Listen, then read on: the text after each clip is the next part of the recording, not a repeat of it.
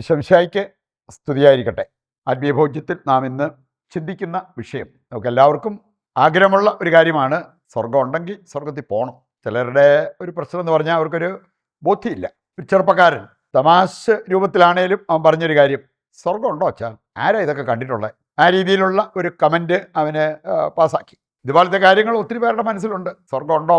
ഉണ്ടെങ്കിൽ ഏതായാലും അവിടെ പോകണം എന്നുള്ളത് നമ്മളൊക്കെ ആഗ്രഹിക്കുന്നവരാണ്. ഈ സ്വർഗത്തിൽ പോകാൻ വചനം ഓർമ്മിപ്പിക്കുന്ന ഒരു കാര്യം, ഇതിന് പ്രധാനപ്പെട്ടത് സ്മാർട്ടാകുക എന്നുള്ളതാണോ സ്കൂട്ടാകുക എന്നുള്ളതാണോ? പറഞ്ഞു വരുമ്പോൾ നിങ്ങൾക്ക് മനസ്സിലാവും, രണ്ടും വേണം. നമ്മൾ സ്മാർട്ടാകണം, ചില കാര്യങ്ങളിൽ സ്കൂട്ടാകണം. സ്കൂട്ടാകുക എന്ന് പറഞ്ഞാൽ അതിനകത്തുനിന്ന് ഓടി അകലുക. അങ്ങനെയുള്ളവർക്കാണ് ശരിക്കും സ്വർഗത്തിലെത്താൻ പറ്റുന്നത് എന്ന് വചനം കൃത്യമായിട്ട് നമ്മെ ഓർമ്മിപ്പിക്കുന്നുണ്ട്. ആദ്യമായിട്ട് തന്നെ നമ്മൾ ചിന്തിക്കുന്നത് സ്വർഗം ഉണ്ടോ എന്ന ആ ഒരു കാര്യമാണ്. ഇനി ഉണ്ടെന്ന് അംഗീകരിക്കാനായിട്ടുള്ള ചില വചനങ്ങൾ, അതിനെ സ്വാധീനിക്കുന്ന അല്ലെങ്കിൽ സാധൂകരിക്കുന്ന ചില വചനങ്ങൾ നമുക്ക് കാണാം. വിശുദ്ധ സിറിൽ അദ്ദേഹം സൂചിപ്പിച്ചൊരു കാര്യമുണ്ട്. യേശുവിൻ്റെ ഒരു പ്രത്യേകത എന്ന് പറഞ്ഞാൽ ജീവിതത്തിൽ ഒരിക്കൽ പോലും നുണ പറയാത്ത വ്യക്തി. വിശുദ്ധ കുർബാനയെക്കുറിച്ച് പഠിപ്പിക്കുമ്പോൾ അദ്ദേഹം സൂചിപ്പിക്കുന്ന ഒരു കാര്യം, ജീവിതത്തിൽ ഒരിക്കൽ പോലും നുണ പറഞ്ഞിട്ടില്ല. ആർക്കും അത് സ്ഥാപിക്കാൻ പറ്റിയിട്ടില്ല. യേശു നുണ പറഞ്ഞെന്ന്. ദൈവമായിരിക്കെ നുണ പറയുമോ? നുണ പറയേണ്ട ഒരു ആവശ്യമുണ്ടോ? അവൻ ദൈവമായിരിക്കെ. അതുകൊണ്ട് ജീവിതത്തിൽ ഒരിക്കൽ പോലും നുണ പറയാത്ത വ്യക്തി. അങ്ങനെ ഒരു വ്യക്തി പറഞ്ഞൊരു കാര്യമുണ്ട്, ഇതെൻ്റെ ശരീരമാണ്, ഇതെൻ്റെ രക്തമാണ്. നിങ്ങൾ എന്തിനാ ഇത് ഒരുപാട് നിങ്ങളുടെ തലയെ വെച്ച് ചിന്തിക്കുക? അതിനേക്കാൾ വിശ്വാസത്തിൽ അത് അംഗീകരിച്ചാൽ അതിൻ്റേതായിട്ടുള്ള സൽഫലങ്ങൾ നിങ്ങൾക്കുണ്ടാകും, അതിൻ്റേതായിട്ടുള്ള നന്മകൾ കൈവരും എന്നുള്ളത് വിശുദ്ധ സിറിൽ സൂചിപ്പിച്ച ഒരു കാര്യമാണ്. ഈ യേശു ജീവിതത്തിൽ ഒരിക്കൽ പോലും നുണ പറഞ്ഞിട്ടില്ലാത്ത ഈ യേശു സൂചിപ്പിച്ച ഒരു കാര്യം മത്തായി 11:25 വായിക്കുമ്പോൾ നമുക്ക് കാണാൻ പറ്റും. മത്തായി 11:25, സ്വർഗത്തിൻ്റെയും ഭൂമിയുടെയും നാഥനായ പിതാവേ, നീ കാര്യങ്ങൾ ബുദ്ധിമാന്മാരിൽ നിന്ന് മറച്ച് ശിശുക്കൾക്ക് വെളിപ്പെടുത്തിയല്ലോ. ഇവിടെ പറഞ്ഞിരിക്കുന്നത് എന്താ? സ്വർഗത്തിൻ്റെയും ഭൂമിയുടെയും നാഥനായ പിതാവ്. ഭൂമിയുണ്ടോ? ആർക്കെങ്കിലും ആ കാര്യത്തിൽ സംശയമുണ്ടോ? ഭൂമി ഉണ്ടോ എന്നുള്ളതിന്?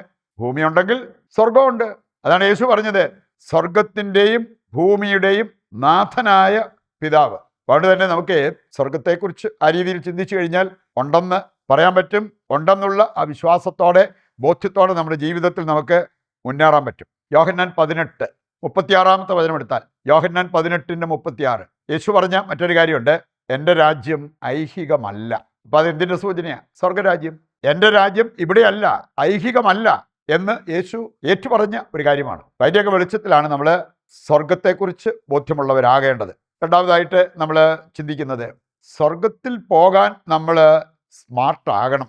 ഒരു ചതഞ്ഞ രീതിയിൽ ക്രിസ്തീയ ജീവിതം നയിച്ചിട്ട് സ്വർഗത്തിൽ പോകാം എന്നാരും വിചാരിക്കരുത്. എന്തെങ്കിലുമൊക്കെ മിനിമം കാര്യങ്ങൾ ചെയ്ത് ആണ്ടിലൊന്ന് പള്ളിയിൽ പോവുക, കുർബാനയിൽ പങ്കെടുക്കുക, കുർബാന സ്വീകരിക്കുക, ഒരു കുമ്പസാരം നടത്തുക, അതുകൊണ്ട് സ്വർഗത്തിൽ പോകാം എന്നുള്ളത് ഒരു വ്യാമോഹം. വചനം എന്താണ് കൃത്യമായിട്ട് നമ്മെ ഓർമ്മിപ്പിക്കുക. മത്തായി 11:12 വചനത്തിൽ നമ്മൾ കാണുന്നു, സ്നാപകന്റെ കാലം മുതൽ സ്വർഗരാജ്യം ബലപ്രയോഗത്തിന് വിഷയമായിരിക്കുന്നു. സ്നാപക യോഹന്നാന്റെ കാലം മുതൽ എന്നിട്ടാണ് പറഞ്ഞിരിക്കുകയാണ്, ബലവാന്മാർ അതിൽ പ്രവേശിക്കുന്നു. ബലവാന്മാർ. നമ്മൾ നല്ല സ്മാർട്ടാകണം, ആത്മീയ കരുത്തുള്ളവരാകണം. അപ്പോഴാണ് സ്വർഗത്തിലേക്ക് നമുക്ക് പോകാൻ പറ്റുന്നത് എന്ന് ഈ വചനം കൃത്യമായിട്ട് നമ്മെ ഓർമ്മിപ്പിക്കുക. മർക്കോസ് 12:30 വചനം എടുത്താലോ, സ്വർഗത്തിൽ പോകാനുള്ള ഏറ്റവും പ്രധാനപ്പെട്ട വഴി, സുപ്രധാന കൽപ്പന അത് പാലിക്കുക. നിന്റെ ദൈവമായ കർത്താവിനെ പൂർണ്ണ ഹൃദയത്തോടും പൂർണ്ണാത്മാവോടും പൂർണ്ണ മനസ്സോടും പൂർണ്ണ ശക്തിയോടും കൂടെ സ്നേഹിക്കുക. നിന്നെപ്പോലെ നിന്റെ അയൽക്കാരനെ സ്നേഹിക്കുക. ഇതാണ് ഈ ഒരു വചനത്തിൽ പറഞ്ഞിരിക്കുന്ന ഒരു കാര്യം. ജെറമ്യാ 29:13 വായിച്ചാൽ, പൂർണ്ണ ഹൃദയത്തോടെ ദൈവത്തെ അന്വേഷിക്കുന്നവർക്കാണ് അവിടുത്തെ കണ്ടെത്താനായിട്ട് സാധിക്കുക. മത്തായി 5:48 എടുത്താലോ, സ്വർഗസ്ഥനായ പിതാവ് പരിപൂർണനായിരിക്കുന്ന പോലെ നിങ്ങളും പരിപൂർണരാവുക, അപ്പോൾ നിങ്ങൾക്ക് സ്വർഗത്തിൽ പോകാൻ പറ്റും. മർക്കോസ് 5:1 മുതൽ വായിക്കുമ്പോൾ അവിടെ നമ്മൾ കാണുന്നുണ്ട്, ആ പിശാച് ബാധിതൻ ചോദിച്ചൊരു കാര്യം, നീ എന്തിന് ഞങ്ങളുടെ കാര്യത്തിൽ ഇടപെടുന്നു? ബാക്കി കാര്യങ്ങളെല്ലാം നീ ദൈവപുത്രനാണെന്നും യേശുവാണെന്നും ഒക്കെ പറഞ്ഞേക്കാം. അവിടെ പൂർണ്ണമായ ഒരു സമർപ്പണത്തിലേക്ക് വരാൻ തയ്യാറായില്ല എന്നുള്ളതാണ് നമ്മൾ കാണുക. ലൂക്കാ 18:22 വായിച്ചാൽ അവിടെ പറഞ്ഞിട്ടുണ്ട്, നിനക്കുള്ളതെല്ലാം വിറ്റ് ദരിദ്രർക്ക് കൊടുത്തിട്ട് എന്നെ അനുഗമിച്ചാൽ സ്വർഗത്തിൽ നിനക്ക് വലിയ സമ്പത്തുണ്ടാകും. ഈ വചനഭാഗങ്ങളെല്ലാം സൂചിപ്പിക്കുന്ന എന്തിനാണ്? പൂർണ്ണത.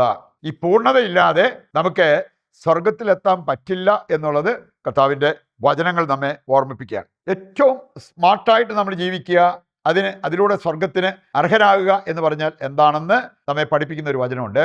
യോഹന്നാൻ 21:18 വചനം. അവിടെ നമ്മൾ കാണുന്നുണ്ട്, ഉദ്ധാനം ചെയ്ത കർത്താവ് പത്രോസിനെ മുഖത്ത് നോക്കി പറഞ്ഞൊരു കാര്യം, നീ ചെറുപ്പമായിരുന്നപ്പോൾ നീ അരമുറുക്കി നിനക്ക് ഇഷ്ടമുള്ളിടത്തേക്ക് നീ പോയിരുന്നു. പ്രായമാകുമ്പോൾ നീ കൈകെട്ടി നിൽക്കും, മറ്റൊരാൾ നിന്റെ അരമുറുക്കും, നീ ആഗ്രഹിക്കാത്തടത്തേക്ക് നിന്നെ കൊണ്ടുപോയെന്ന് വരും. എപ്രകാരം പത്രോസ് കർത്താവിനെ സ്നേഹിച്ച് അനുഗമിച്ച് സ്വർഗത്തിലെത്തും എന്നുള്ളത് കർത്താവ് വെളിപ്പെടുത്തുകയായിരുന്നു. എന്ന് പറഞ്ഞാൽ ഏറ്റവും വലിയ ആത്മീയത എന്ന് പറഞ്ഞാൽ കയ്യും കെട്ടി നിന്ന് കർത്താവിൻ്റെ ഇഷ്ടം നിറവേറ്റുന്നത്, കണ്ണടച്ച് കർത്താവ് പറയുന്നത് വിശ്വസിച്ച് ജീവിതത്തിൽ മുമ്പോട്ട് പോകുന്നത്. അങ്ങനെയുള്ളവരെ ദൈവം സ്വർഗത്തിൽ എത്തിച്ചിരിക്കും. അവസാനമായിട്ട് നമ്മൾ ചിന്തിക്കുന്നത്, സ്വർഗത്തിൽ പോകണമെങ്കിൽ നമ്മൾ സ്കൂട്ടാകുകയും വേണം. ചില കാര്യങ്ങളിൽ, ചില മേഖലകളിൽ അത് നമുക്ക് കാണാൻ സാധിക്കും. പാപത്തിൽ നിന്ന് സ്കൂട്ടായി പുണ്യങ്ങൾ അഭ്യസിക്കുന്നവരായിട്ട് നമ്മൾ മാറണം. അങ്ങനെയുള്ളവർക്കാണ് സ്വർഗത്തിന് അർഹത. ഇത് യെശയ്യാ 58:6 മുതൽ വായിക്കുമ്പോൾ ഈ രണ്ട് കാര്യങ്ങളും അവിടെ എടുത്തു പറഞ്ഞിരിക്കുന്നത് നമുക്ക് കാണാൻ പറ്റും. ദൈവരാജ്യം അവകാശമാക്കുന്നത് ആരാണ്? അവകാശമാക്കാൻ പറ്റാത്തത് ആർക്കാണ്? കർത്താവിൻ്റെ വചനം കൃത്യമായിട്ട് നമ്മളെ ഓർമ്മിപ്പിക്കുന്നുണ്ട്. അവകാശമാക്കാൻ പറ്റാത്തവരുടെ ആ ഒരു പ്രവൃത്തികളിൽ നിന്നും നമ്മൾ പുറത്തു വരണം. 32 വചനങ്ങൾ എടുത്താൽ അത് കാണാൻ പറ്റും. 1 കൊറിന്തോസ് 6:9 മുതൽ വായിക്കുമ്പോൾ, അനീതി പ്രവർത്തിക്കുന്നവർ സ്വർഗരാജ്യം അവകാശമാക്കില്ല. കള്ളന്മാർ, അത്യാഗ്രഹികൾ, അസന്മാർഗികൾ, വിഗ്രഹാരാധകർ, വ്യഭിചാരികൾ, സ്വവർഗഭോഗികൾ, ഇവരൊന്നും സ്വർഗരാജ്യം അവകാശമാക്കത്തില്ലെന്ന്. ഇങ്ങനെയുള്ള കാര്യങ്ങളിൽ നിന്ന് സ്കൂട്ടായാലേ നമുക്ക് സ്വർഗരാജ്യത്തിനുള്ള അർഹത ലഭിക്കത്തുള്ളൂ. വെളിപാട് 22:15 കൂടി എടുക്കുകയാണെങ്കിൽ ഏതാനും ചില കാര്യങ്ങൾ കൂടി ഇതോടൊപ്പം ചേർത്ത് വെച്ചിരിക്കുന്ന കാണാൻ പറ്റും.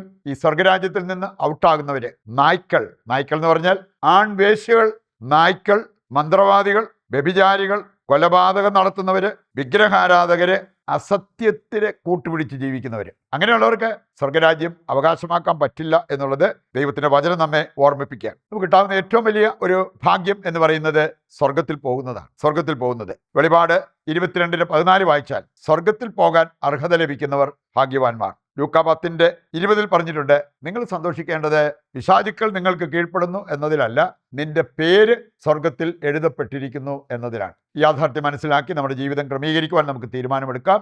ഇതിൻ്റെ എല്ലാ പ്രാർത്ഥനാ നിയോഗങ്ങളും കർത്താവിൻ്റെ കരങ്ങളിൽ ഏൽപ്പിച്ചുകൊണ്ട് ദിവ്യകാരുണ്യത്തിൻ്റെ ആശീർവാദവും സ്വീകരിക്കാം.